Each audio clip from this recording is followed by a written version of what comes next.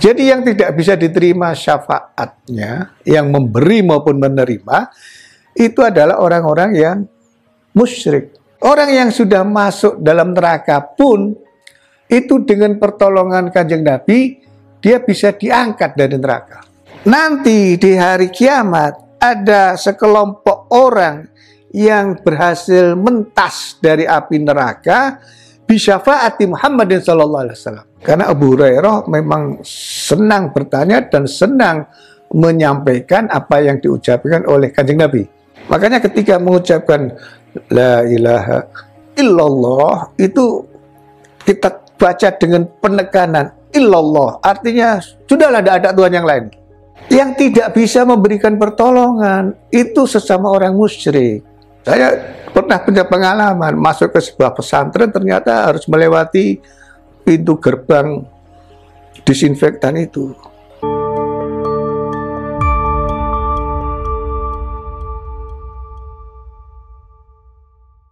Assalamualaikum warahmatullahi wabarakatuh. Alhamdulillah, assalatu wassalamu ala habibillah Sayyidina Muhammad ibn Abdillah wa alihi wa ashabihi wa man walah. Saudara-saudara, hari ini kita akan melanjutkan kajian tentang syafaat. Ada dua ayat Al-Quran lain yang mempertegas, yang digunakan oleh orang-orang yang tidak mempercaya adanya syafaat, tapi di sisi lain ayat itu justru mempertegas penjelasan tentang dua ayat yang kita bahas pada minggu yang lalu, tentang siapa yang bisa memberi syafaat dan siapa yang bisa menerima syafaat. Jadi menurut saya ayat ini sebetulnya justru memperjelas, mempertegas lagi penolakan terhadap adanya syafaat dengan menggunakan Al-Baqarah 255 dengan ayat yang lain yang ada di Al-Baqarah ayat 48. Saudara-saudara, a'udzubillahi minasyaitonirrajim. Di dalam surat Al-Baqarah ayat 48, potongan ayat itu mengatakan wala yuqbalu minha syafa'atun. Dan tidak diterima syafaat orang-orang pada saat itu. Ayat ini sebetulnya menggambarkan, kalau kita mempelajari ayat sebelumnya, itu orang-orang yang menyembah bukan kepada Allah Subhanahu wa taala. Artinya apa? Orang musyrik. Kan minggu yang lalu Nabi menjelaskan di dalam Sahih Muslim akan mendapatkan syafaat Nabi selama dia tidak musyrik. Nah, orang yang di dalam ayat Al-Baqarah ayat 48 itu kemudian ditegaskan mereka yang menyembah bukan Allah, maka itu kan orang-orang musyrik. Tidak bermanfaat syafaat mereka.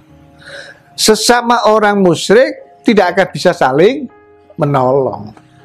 Jadi yang tidak bisa diterima syafaatnya, yang memberi maupun menerima, itu adalah orang-orang yang musyrik. Orang-orang yang diridhai oleh Allah, yang husnul khotimah, yang beriman, walau mithqala dzarrah. Bahkan Kanjeng Nabi mengatakan di dalam Sahih Bukhari, orang yang sudah masuk dalam neraka pun, itu dengan pertolongan Kanjeng Nabi, dia bisa diangkat dari neraka. Dintaske, kalau bahasa Jawanya itu mentas. Apa? Bahasa Indonesianya apa? Mentas itu. Nggak ada ya. Diangkat itu lebih dari mentas. Dimentaskan, ya, dimentaskan dari api neraka. Mari kita pelajari Sahih Bukhari nomor 6566. Haddatsana Musaddad, haddatsana Yahya anil Hasan bin Dakwan, haddatsana Abu Raja, haddatsana Imran bin Husain radhiyallahu anhuma anin Nabi sallallahu alaihi wasallam qala yakhruju qaumun minan nari bi syafaati Muhammadin sallallahu alaihi wasallam fayadkhulunal jannata yusammauna al-jahannamiyyin. nanti di hari kiamat ada sekelompok orang yang berhasil mentas dari api neraka bisyafaati Muhammadin sallallahu alaihi wasallam, karena pertolongan Kanjeng Nabi Muhammad sallallahu alaihi wasallam, dan kemudian dimasukkan ke dalam surga. Nah, orang-orang yang dientaskan tadi itu disebut orang-orang al-jahannamiyin, ex-jahannam. Luar biasa kan? Selama dia tidak musyrik. Karena mungkin dosa-dosanya itu besar, tapi bukan kemusyrikan, ya. Kemudian dia masuk neraka, masih bisa ditolong oleh Kanjeng Nabi, masuk ke dalam surga. Orang-orang itu disebut dengan ex-jahannam. Ya, jahannamiyun. Di dalam hadis ini disebut jahannamiyin. Mudah-mudahan kita bukan termasuk orang-orang yang jahannamiyun. Allahumma amin ya rabbal alamin. Untuk membuktikan bahwa Kanjeng Nabi bisa ngentaskan orang-orang itu selama tidak musyrik, kita akan lanjutkan dengan Sahih Bukhari 5070. Saya akan sebutkan hadisnya yang belakangnya saja. Jadi suatu hari Rasulullah Shallallahu Alaihi Wasallam itu ditanya oleh Abu Hurairah radhiyallahu anhu. Ya, pertanyaannya itu menarik. Mana as'adun nasi bi syafa'atika yaumil qiyamah? Siapa, hai Kanjeng Nabi, siapa orang yang paling beruntung mendapatkan syafaatmu di yaumil qiyamah? Kanjeng Nabi mengatakan, aku telah menduga, ya Abu Hurairah, aku telah menduga, wahai Abu Hurairah, tidak ada orang yang bertanya kepadaku tentang ini kecuali engkau yang pertama menanyakan. Karena Abu Hurairah memang senang bertanya dan senang menyampaikan apa yang diucapkan oleh Kanjeng Nabi, dan itu diakui oleh Kanjeng Nabi. Ya, kata Kanjeng Nabi, lima ra'aitu min hirsika 'alal hadits, karena semangatmu, gairahmu untuk mendapatkan hadis-hadis ucapan-ucapanku itu. Kanjeng Nabi melanjutkan, as'adun nasi bi syafaati yaumal qiyamah man qala la ilaha illallah khalisan min qibali nafsi. Orang yang paling beruntung mendapatkan syafaatku, kata Kanjeng Nabi, di hari kiamat adalah orang yang mengucapkan kalimah la ilaha illallah betul-betul dari hati, tidak hanya di bibir, khalisan min qibali nafsi, betul-betul ikhlas. Makanya ketika mengucapkan la ilaha illallah itu kita baca dengan penekanan illallah, artinya sudahlah tidak ada Tuhan yang lain, sudahlah hanya Allah yang menjadi satu-satunya Tuhan yang tidak bersekutu. Yang tidak bisa memberikan pertolongan itu sesama orang musyrik.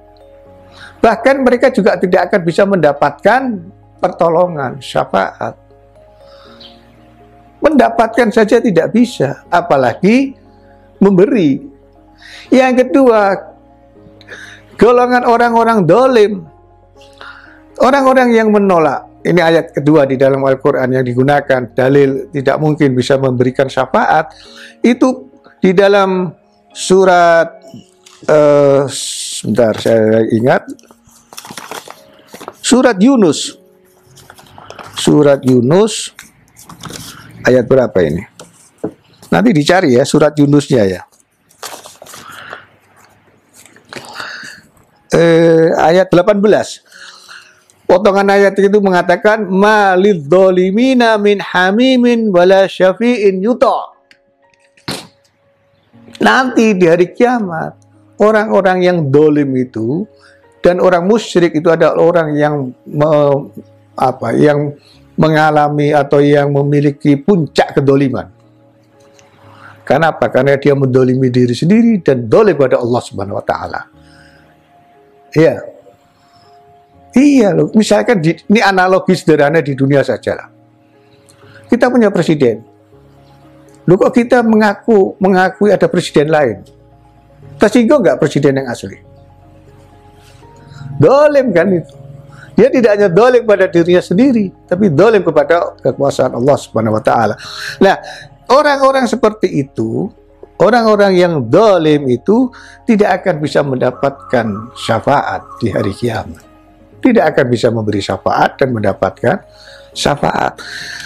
Kesimpulannya saudara-saudara sekalian, memang ada beberapa ayat di dalam Al-Quran. Hari ini atau dua pertemuan ini kita mempelajari ada 4 ayat di dalam beberapa surat yang tersebar. Tapi itu menegaskan, ayat itu sebetulnya menjelaskan, itu adalah untuk orang-orang yang memang tidak menyembah Allah, orang-orang yang dolim, orang-orang musyrik.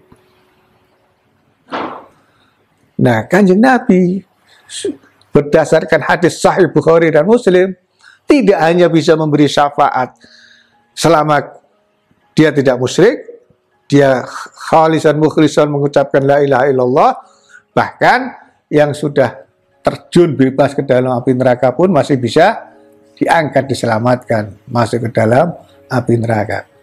Menurut beberapa penjelasan yang ada di dalam beberapa kitab, itu ada tanda orang-orang yang sudah duluan masuk surga mengetahui ini jahannamiyin. Ya. Karena apa? Karena ada tanda untuk membedakan. Itu menurut penjelasan di beberapa kitab, dia disterilkan dulu. Ya, semprot sanitizer. Apalagi itu selain sanitizer apalagi itu? Kayak dulu waktu zaman COVID gitu kan, disinfektan, ya. Kasih semprotan disinfektan dulu seluruh tubuh itu sampai basah kuyup gitu kan. Iya.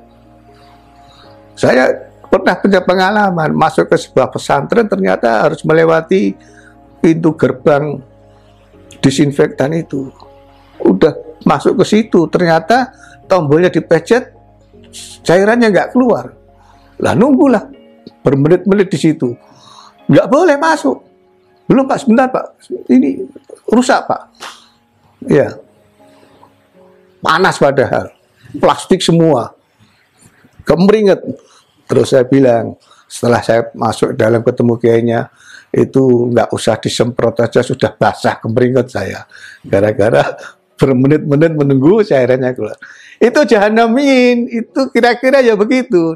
Sterilkan dulu sehingga dia layak menjadi bagian dari ahli surga. Sudah nggak ada bau neraka lagi, sudah tidak akan nulari, ya, dan seterusnya dan seterusnya. Tapi itu tidak mengganggu mereka. Kenapa? Karena kesenangan masuk surganya mengalahkan dari identitas yang kelihatan. Dia adalah orang-orang yang pernah berada di dalam neraka. Kegembiraannya mengalahkan semua label yang masih melekat atau diketahui oleh ahli surga yang sudah lebih dulu masuk.